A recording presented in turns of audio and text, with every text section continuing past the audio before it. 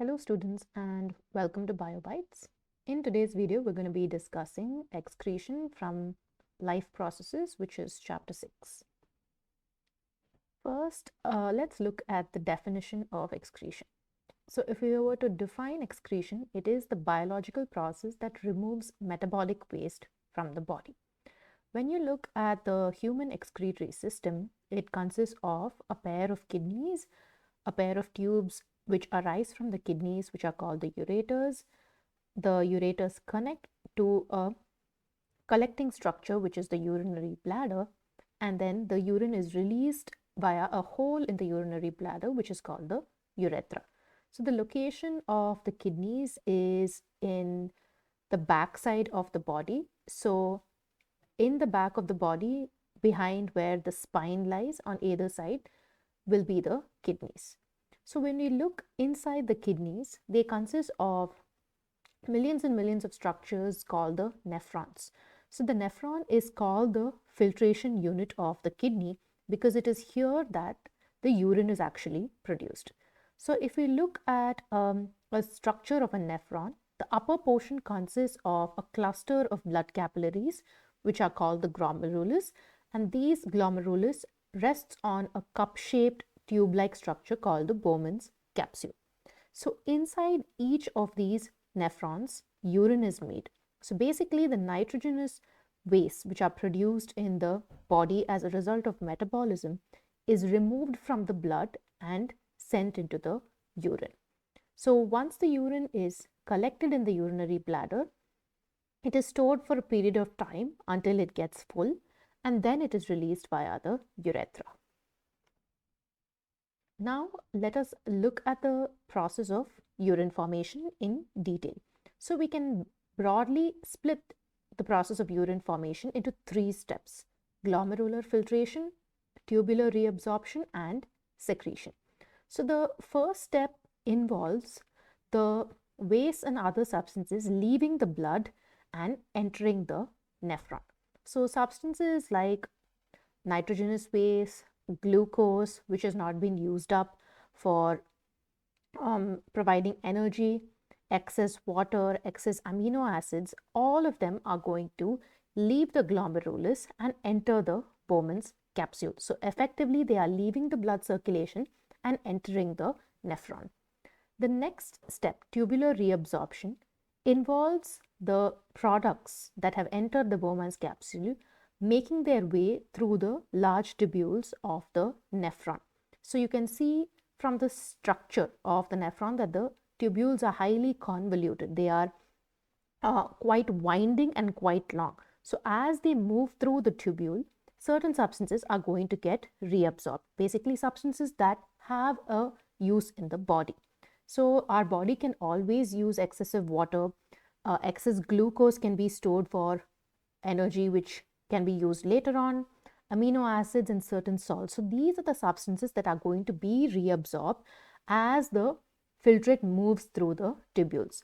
So what are going to be reabsorbing this is, you can see the capillaries, the red capillaries connected to the tubules. These are going to be reabsorbing the useful substances. So the final step involves secretion, where urine is actually made.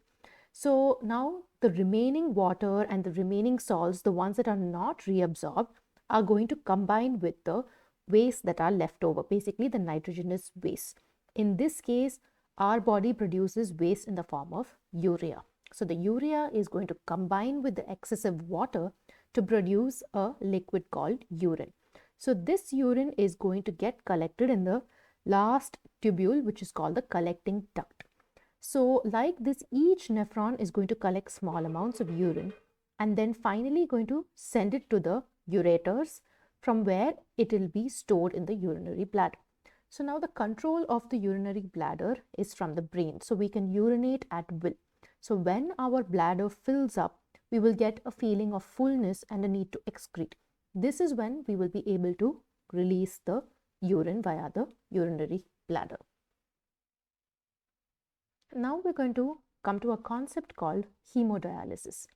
Now in conditions where the kidney is not able to function properly, urine formation will be affected. So in this case, nitrogenous waste may tend to build up in our body, and this will cause quite a lot of toxic conditions. So for this, we use a device which is called a dialyzer or an artificial kidney. So in instances where the kidney has failed due to some infectious disease, there has been injury, or there has been restricted blood flow, it is advisable to use the artificial kidney. So basically, the unit consists of a tank which has tubes made up of semi-permeable membrane running through it. And the tank is going to be filled with a fluid called dialysing fluid. So the blood is going to run through the semi-permeable tubing, and the dialysing fluid is going to have a consistency which is similar to blood. Basically, it is going to have the same osmotic pressure as blood and the same substances. What it is going to lack is nitrogenous waste. So this is very crucial. So the way the dialyzer works is blood from the patient will be extracted out and sent through the tubes and into the semi-permeable membrane where they will circulate.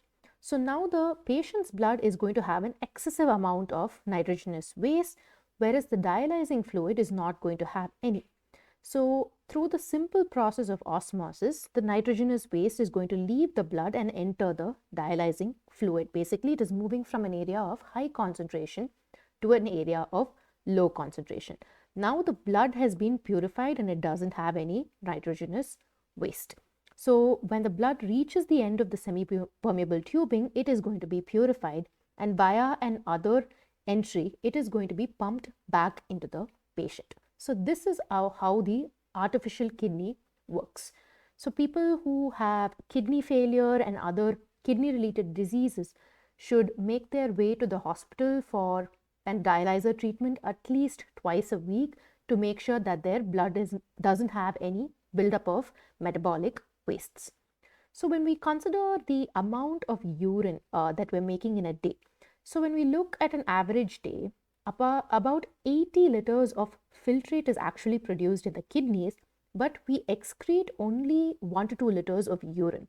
So if you look at that amount, our body is actually reabsorbing around 76 to 78 liters of water. So this shows how effective our kidneys are in producing waste and how effective it is in water reabsorption. Now we're going to look at how plants excrete. So plants use various processes to excrete all the waste that they don't need. So we already know that via the stomata present in the leaves, oxygen, which is a byproduct of photosynthesis, is released out. Excessive water is also lost through transpiration from the leaves.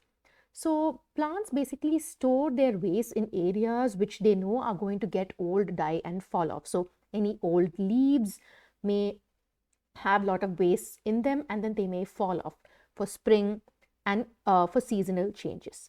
So the structures in which wastes are stored are called cellular vacuoles. And sometimes wastes are also stored in structures like resins and gums, the sticky substances plants produce. So if needed, some plants also release waste from the roots into the soil. So with that, we've come to the end of the video. Please like, share, and subscribe to BioBytes.